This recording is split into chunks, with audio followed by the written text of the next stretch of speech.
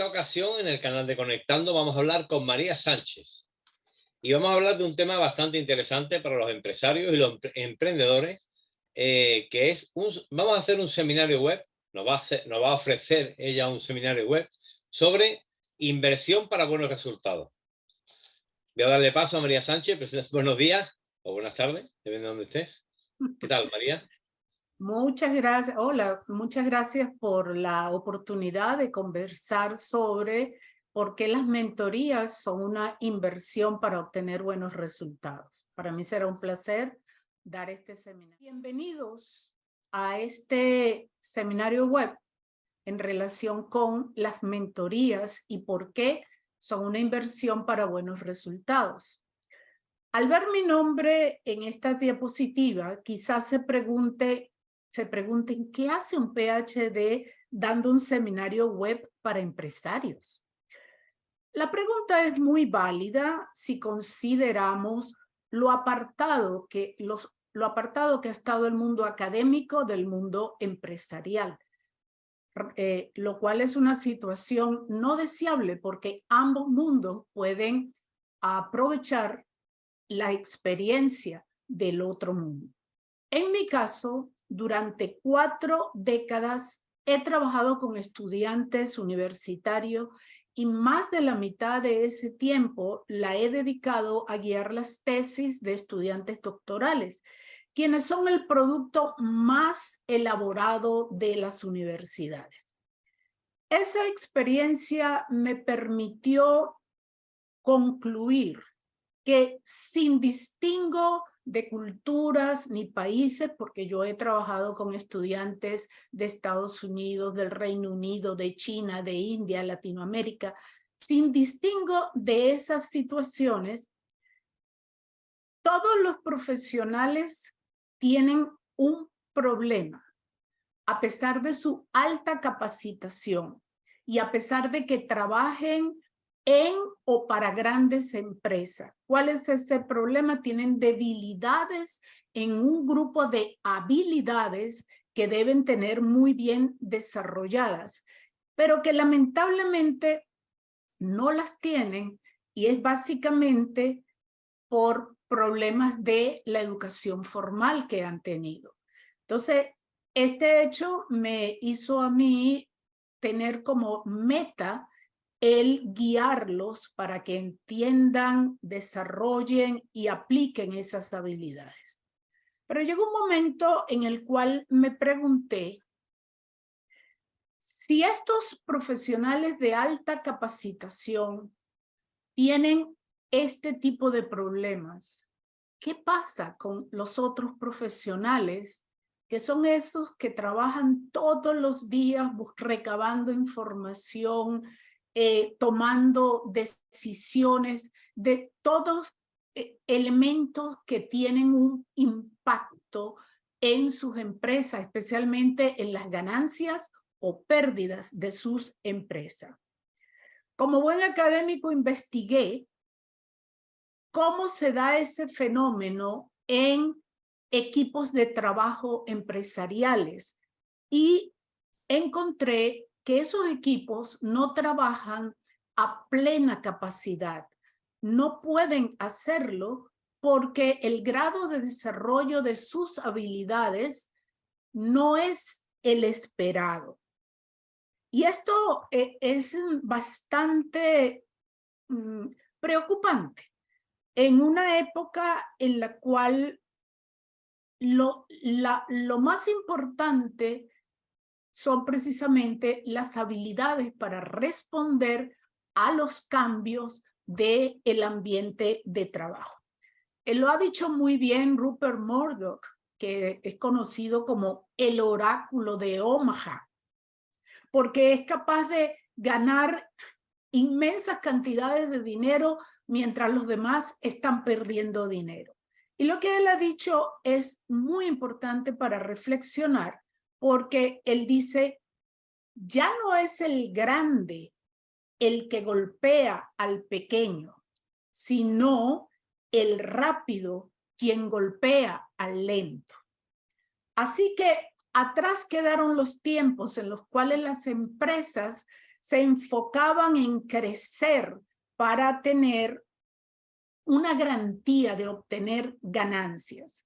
Estamos en los tiempos en los cuales las empresas se esfuerzan para hacerse notar sobre la base de la innovación. Y la innovación no es posible sin equipos de trabajo bien formados. Siempre comienzo mis seminarios con una cita que permite a la audiencia tener una primera visión del tema que se trata.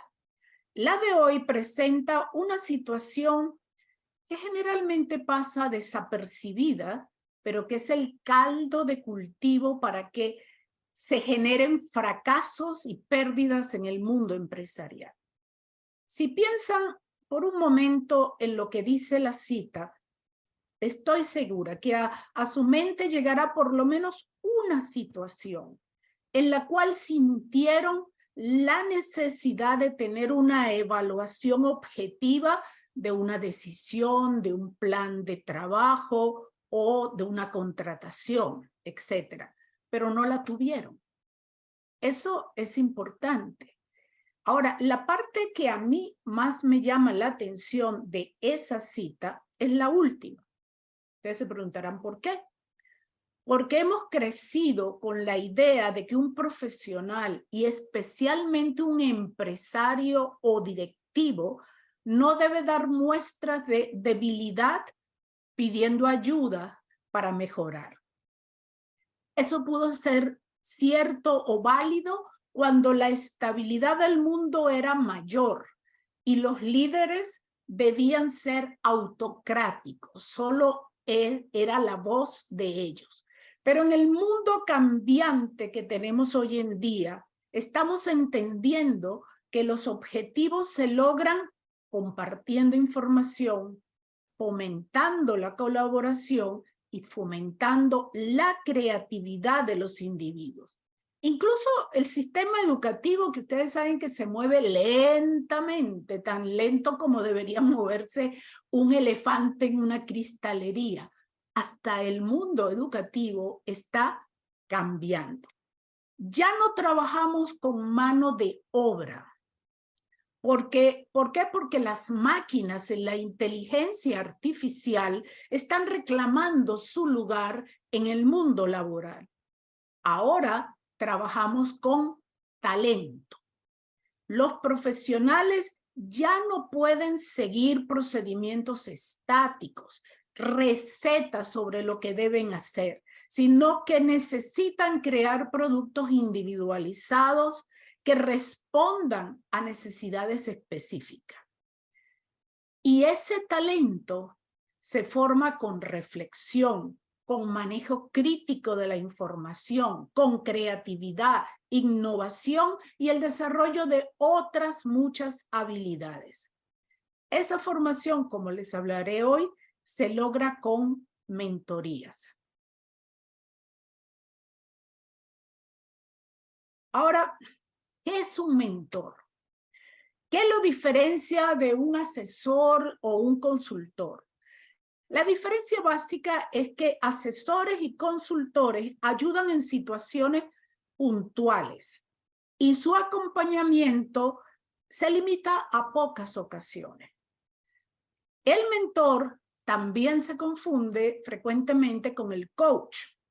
Y la diferencia principal es que la mentoría se enfoca en el desarrollo profesional a largo plazo y combina la formación individual y colectiva, mientras que el coaching se centra en brindar herramientas de desarrollo personal necesarias para el desempeño actual del profesional. Parecido, pero no igual. Entonces, vamos a ver 8 de las muchas tareas que asume un mentor y que reflejan la amplitud del término. Por ejemplo, el mentor ayuda a aclarar la meta que se busca y a definir el problema que se enfrenta. Y eso es establecer un punto de partida fuerte, básico y bien definido. También aconseja cómo manejar la información recabada, los pasos del proceso de toma de decisiones, los pasos del plan de acción, los sesgos que pueda haber, las emociones que influyen en esos procesos. Ayuda a definir las posibles direcciones que se pueden seguir en el proceso de solución de problemas y de toma de decisiones. Fomenta la motivación de los individuos para el logro de metas comunes e individuales, porque cuando se quiere, se puede. Forma a los equipos en las habilidades en las cuales tienen un desarrollo débil con el fin de incrementar la efectividad del trabajo. Acompaña a los equipos en las áreas en las cuales se están formando para ir de una situación no deseada a una situación esperada. Brinda soporte en las áreas en las cuales se están formando los equipos de manera individual, colectiva y significativa para que puedan implementar lo aprendido en poco tiempo. Y guía a los equipos para que lo aprendido se haga parte de ellos, que tenga un valor para ellos y se mantengan en una evaluación y mejoramiento constante para así fomentar que puedan ser exitosos en el presente, pero también en el futuro. Estos son solo algunas de las tareas que realiza un mentor. Es importante decir que cada una de estas tareas debe estar basada en un análisis de las necesidades de los equipos, en un análisis de lo que se busca y de lo que se enfrenta. Perdón, me pasé un poquito. Vamos por acá. Aquí. Es posible que ustedes hayan contratado u oído acerca de diferentes tipos de mentoría empresarial, porque las hay de acuerdo con los participantes en el proceso. Por ejemplo, mentorías entre pares, formal e informal, mentorías express, mentorías cross o grupales, etc. Y las hay también en función del área de trabajo. Por ejemplo, mejora de la productividad, liderazgo, gestión del tiempo, gestión de equipos, acompañamientos del desarrollo y muchas más. Pero pocas veces se brindan mentorías en las habilidades de pensamiento y actitud que son fundamentales para resolver problemas y tomar decisiones. Dos de las principales acciones que llevan a una empresa al éxito. Esas habilidades son la base de las mentorías que llevamos adelante en mi empresa y en Contacto. Para este seminario web he escogido hablarles de la toma de decisiones por el valor que tiene para una empresa. La calidad de la toma de decisiones establece la diferencia entre ganar o perder. Y ahora yo les voy a presentar algunos de los elementos que quienes toman decisiones como ustedes deben tener plenamente en cuenta para ganar dinero, credibilidad, clientes y posición ante sus competidores. Les advierto que la lista que presentaré no es completa. En esta ocasión solo intento darles una primera pero veraz idea de lo que manejan o deberían manejar cuando ustedes toman decisiones. Comencemos por el elemento del juicio, que es establecer una idea en su mente de lo que vale algo en relación con la toma de decisiones. Pero generalmente se asocia el juicio con la intuición. Y eso nos lleva a errores en la toma de decisiones. Una visión más efectiva de lo que es un juicio es considerarlo como la habilidad para escoger entre diferentes escenarios el más apropiado para lo que queremos alcanzar, pero no usando solo la intuición, sino usando procesos de pensamiento enfocados en acciones efectivas. También hay que tomar en cuenta el razonamiento, que es la capacidad para resolver problemas, extraer conclusiones y aprender de manera consciente de los hechos de la información, estableciendo conexiones lógicas que son necesarias para poder entender toda la información. El razonamiento implica pensar, ordenando ideas y conceptos para llegar a una conclusión. Eso está muy relacionado con la solución de problemas, que es la habilidad para identificar qué es un problema, cuál es el problema que tenemos, los elementos, las relaciones, visualizar posibles cursos de acción, evaluar esos cursos de acción y presentar una o varias soluciones de acuerdo con el tipo de problema que se maneja. También están las habilidades de pensamiento. Son capacidades asociadas con el pensamiento analítico y crítico, la creatividad, la habilidad para aprender, la innovación, etc.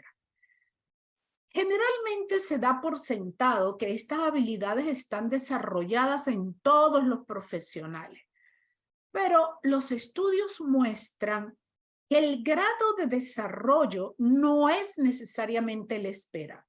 Y la razón principal para eso, para esta carencia, está asociada a las metodologías que hasta ahora se han usado en el sistema educativo formal. También hay habilidades actitudinales que hay que considerar. Se refieren a las capacidades que un individuo debe tener para interactuar con otros seres. Cómo un profesional enfrenta los retos, los errores, las opiniones de otros, el equipo, el trabajo en equipo, los conflictos, etc. Y aquí viene un elemento que probablemente no han oído hablar de él de la manera como lo vamos a presentar, pero es un proceso creativo para generar un número elevado de ideas. Es lo que se hace en un brainstorming o una tormenta de ideas, con la intención de tener suficiente información para resolver un problema o enfrentar un nuevo reto, que consiste en darle forma a un concepto que es el punto de partida. ¿Saben para qué? Para un proyecto o un plan de negocios. Es un proceso, la ideación es un proceso que permite visualizar una oportunidad de negocio y los posibles resultados que se puedan obtener. Si lo piensan bien, es uno de esos elementos fundamentales para una empresa. Y llegamos a otro punto que pocas veces se toma en consideración de manera racional y de manera explícita. Tipos de problemas. Porque no todos los problemas tienen la misma naturaleza. Y no me refiero al área al cual pertenecen los problemas, sino a su complejidad y definición. Así tenemos problemas muy bien definidos que nos permiten visualizar la situación prácticamente desde la mitad del proceso de solución. Tenemos problemas mal definidos que si no los vemos como tales y no los identificamos como tales, perdemos recursos, tiempo, dinero, tratando de solucionar algo que no está bien definido y por lo tanto no se pueden tomar pasos concretos.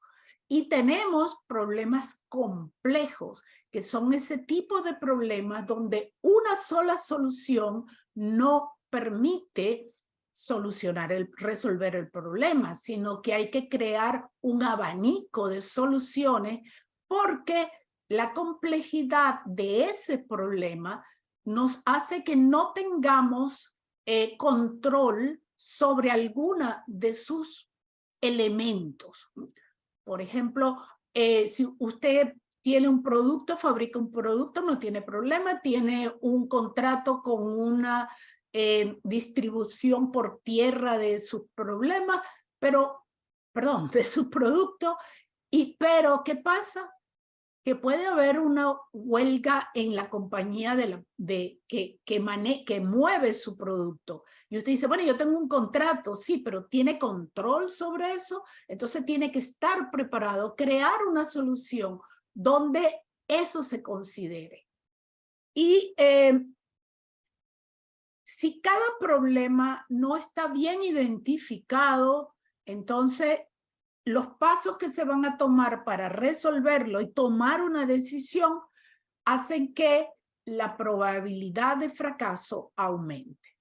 Y este es un elemento que muy pocas veces se habla de él, pero que es muy importante. En la educación formal se enseña lo que es una falacia solo a los que estudian filosofía prácticamente y a algunos que estudian lógica matemática. Pero en la vida real, esto es un elemento muy presente, porque es un razonamiento que no sigue una regla lógica. Por ejemplo, estamos ante una falacia cuando en vez de presentar razones válidas para estar en contra de una posición que se ha llevado a la mesa de discusión, la persona se enfoca en atacar al que hizo al que propuso la idea y no a la idea en sí. Muy común. Y pocas veces nos damos cuenta del impacto que esa falacia puede tener en la decisión a tomar. Y lo mismo sucede con los sesgos, lo que en inglés se llama los bias. ¿Qué pasa con el sesgo? Que es una interpretación errónea que nos lleva por un camino donde terminamos con un proceso fallido de manejo de la información. Un ejemplo claro. Muchas veces la información que se recoge es la información que sustenta el punto de vista de quien recoge la información. Y no hay otro tipo de información. Y usted toma la decisión usando esa información y, por supuesto, al final la decisión va a ser sesgada y las oportunidades de que sea efectiva disminuyen enormemente. Estos son solo algunos de los elementos presentes en la toma de decisiones que de hecho la afectan y pueden producir pérdidas o también, si lo hacen bien, ganancias significativas. A esta altura del seminario, usted se debe debe sentirse abrumado probablemente y se pregunte, ¿debo saber todo esto para manejar la toma de decisiones de mi empresa efectivamente? Bueno, sí, aunque no necesariamente en profundidad, pero sí debe conocer, manejar e implementar lo básico si quiere alcanzar las metas establecidas. La buena noticia, la buena noticia es que todo puede ser aprendido y aprendido haciendo. No necesitan ir a la universidad y obtener un grado especial, entre otras cosas, porque muy pocas universidades enseñan esto. Ahora vamos a pasar a un ejemplo de cómo usar lo que acabamos de describir en la toma de decisiones de sus empresas. Vamos allá. Vamos a ver una decisión errada. Esta es la decisión que no salió como esperábamos, ¿no? Y vamos a ver cómo es posible analizar ese caso fallido para aprender de él y evitar su repetición en el futuro. Y el primer punto para hacerlo es analizar un poco, reflexionar un poco sobre lo dicho por alguien que respetamos mucho, Albert Einstein. Porque la clave para aprender de una experiencia fallida como la mencionada, especialmente en una época como la actual, es acercarnos a la situación, pero desde un punto de vista diferente y con la mente abierta para encontrar lo esperado, pero también lo inesperado.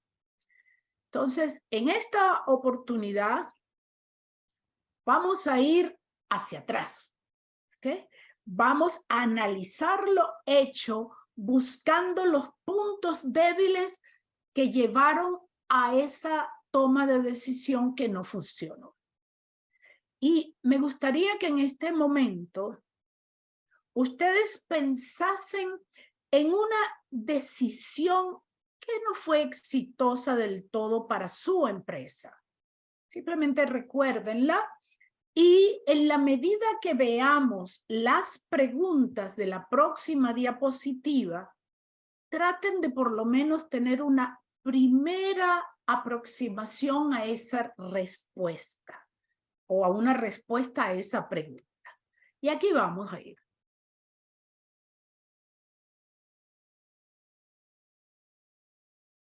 Vamos con un primer grupo de preguntas. ¿Cuál fue el problema específico para el cual se tomó la decisión? ¿Cuán bien definido estaba ese problema? ¿Estaba todo claro? La situación de partida, la situación de llegada, los elementos que estaban involucrados, ¿estaba todo claro, bien definido? Y ahí volvemos vamos a otra pregunta. ¿Qué necesidad satisface su producto? ¿Por qué? Porque esa necesidad va a establecer el punto de llegada. ¿Cuáles eran las expectativas que se tenían en relación con ese producto? Vamos a otro grupo de preguntas. ¿Qué datos usted tuvo en sus manos para apoyar la necesidad o la existencia de una necesidad de ese producto? Y también, ¿qué datos tenía para ver cuál era el problema o cuál era la necesidad que quería satisfacer? ¿Sabe usted cómo se recogieron esos datos? ¿Está seguro que allí esos datos no tenían un sesgo? Y le presentaron a usted diferentes tipos de información, o solo unos datos numéricos, o solo unas opiniones. Habían diferentes tipos de información que pudiesen darle a usted una visión más amplia de lo que tenía y a dónde quería llegar a través de ese producto. Vamos a otro grupo de preguntas. ¿Le presentaron a usted alternativas o solo una alternativa. Si le presentaron más de una opción, había entre ellas una opción que fuese totalmente diferente a la que se estaba apoyando, a la que su equipo apoyaba. ¿Cómo fue la presentación de las alternativas? Cuando le hicieron la presentación de las opciones, ¿se enfocaron en la que el equipo apoyaba o le dieron igual tiempo y explicación a las otras opciones?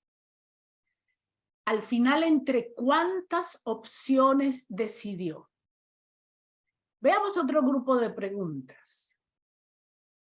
¿Analizó usted los pros y los contras de cada opción? ¿Se sentó con cada opción porque tenía la información de pros y contras?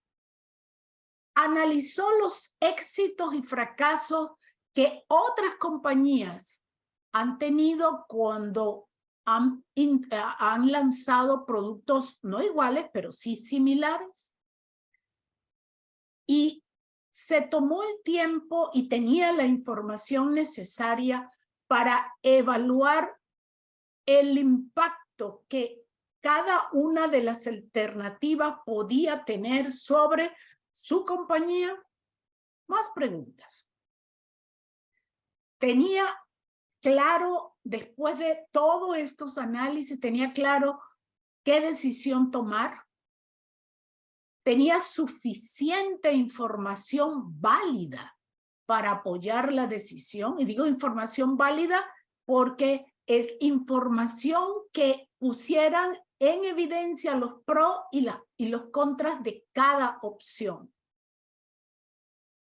¿Diseñó usted o su equipo posibles cursos de acción, planes de acción antes de tomar la decisión? Más preguntas. ¿Desarrollaron un plan para hacer la decisión tangible y alcanzable? Un plan claramente especificado desde el punto de partida al punto de llegada.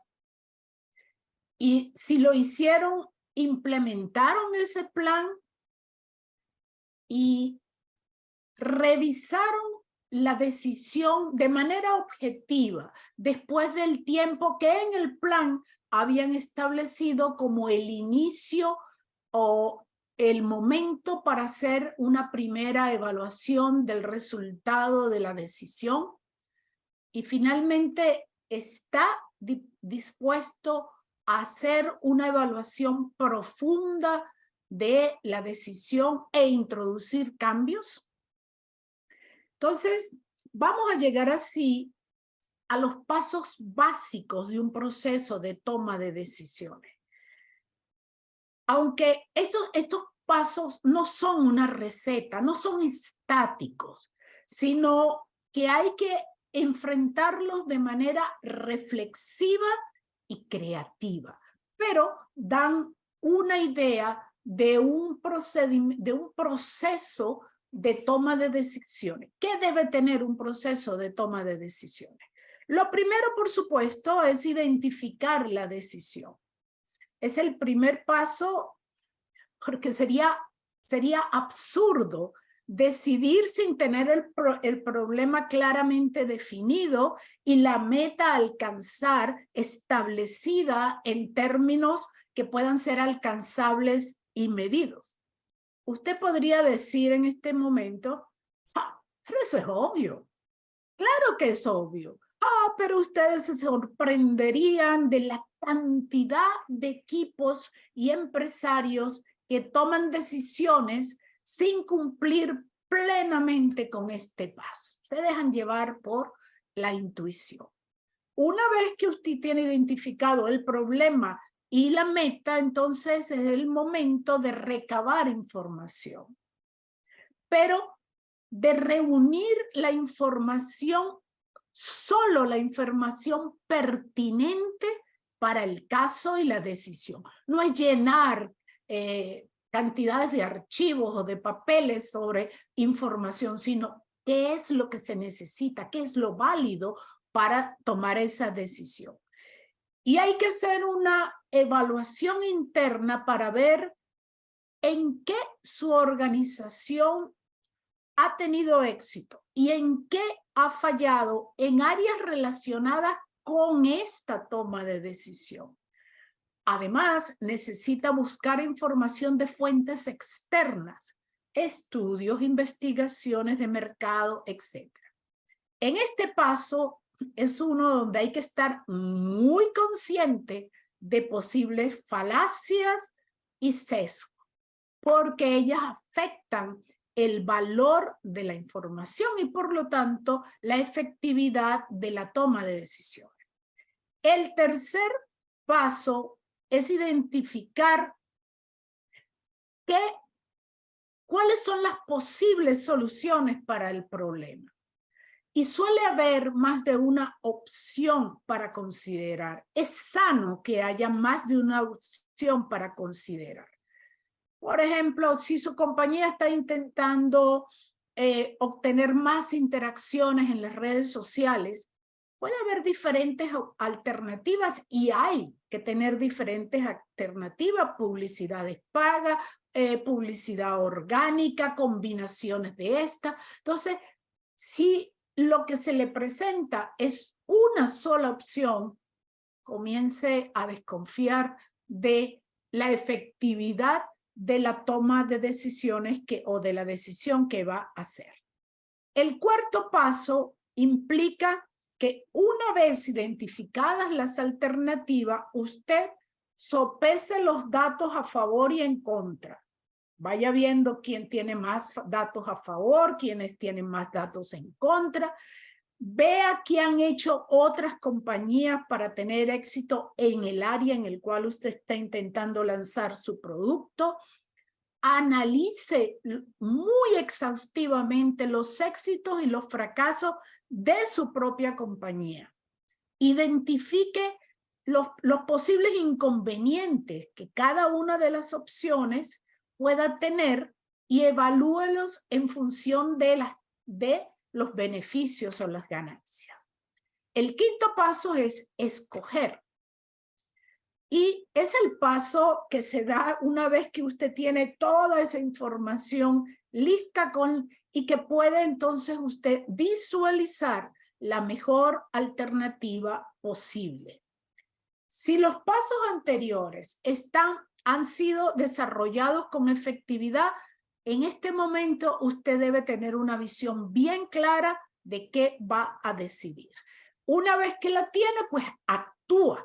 Y para actuar, usted tiene que elaborar un plan para hacer que esa decisión al final sea tangible y alcanzable.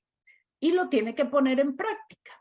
Y finalmente, una vez transcurrido el plazo definido en el plan de acción para empezar a evaluar la decisión, entonces usted la revisa y se pregunta, ¿solucioné el problema? ¿Alcancé la meta? Si lo hizo, toma nota de lo que funcionó para usarlo en el futuro. Si no, entonces debe aprender de sus errores para que la próxima vez que va a iniciar un proceso de toma de decisiones. Entonces, hemos visto lo que es una mentoría empresarial y algunas de las habilidades que usted y su equipo requieren para maximizar los beneficios y disminuir las pérdidas que resultan de las decisiones. No hay decisiones garantizadas con el 100% de éxito, pero usted lo puede llevar a un porcentaje de probabilidades de éxito bastante bueno. Entonces, es el momento de apostar por la inversión en su formación y la de sus equipos de trabajo. Mire, un profesional que se siente valorado a través de oportunidades para crecer profesionalmente y que además ve que sus aprendizajes pueden ser aplicados en la creación de productos y en el manejo de procedimientos de trabajo, es alguien que desarrollará una lealtad organizacional, ya que va a ver que puede crecer mientras también lo hace en la empresa. Así que no tengan miedo a formar equipos de trabajo o a formar a sus profesionales porque se le van a ir con otro. No, no es el caso si las cosas se hacen bien. Entonces, en un ambiente empresarial en el cual muchas compañías ofrecen o hacen lo mismo, la necesidad de sobresalir de la competencia es esencial. Y ya vimos que no es cuestión de tamaño, sino de rapidez para adelantarse a las acciones de los demás. Me han preguntado varias veces si las mentorías son solo para las grandes empresas. Personalmente creo que las grandes empresas recurren a las mentorías para entender y evitar la repetición de errores. Mientras que los pequeños empresarios y emprendedores tienen una oportunidad única, que es fomentar el éxito desde el arranque. Si su árbol crece con raíces sanas y sólidas, la frecuencia de errores será menor. Por eso las mentorías son también para los pequeños que quieren ser rápidos. Y una buena mentoría debe aportar recursos concebidos para satisfacer necesidades y estilos de aprendizaje específicos. No todo el mundo aprende igual, ni todo el mundo necesita las mismas herramientas para aprender. Entonces, cuando hay un grupo de recursos diseñados especialmente, esto permite que la idea de aprender se transforme en la necesidad de hacerlo, porque si aprendes sin estrés ni miedo. Lo que según mi experiencia docente, que es bastante larga, es la única forma de aprender realmente e incorporar lo aprendido a lo que yo llamo nuestra caja de herramientas. Es por eso que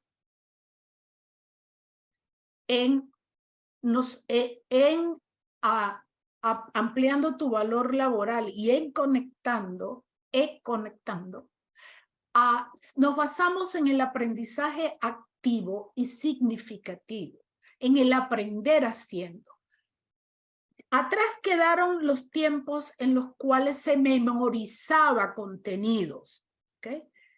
Porque eso era la forma de crear mano de obra, pero el talento no se crea memorizando cosas o siguiendo recetas, se crea fomentando la reflexión, dándole un valor al aprendizaje, porque realmente nosotros aprendemos muy bien aquello a lo cual le damos un valor para nosotros y para nuestras vidas.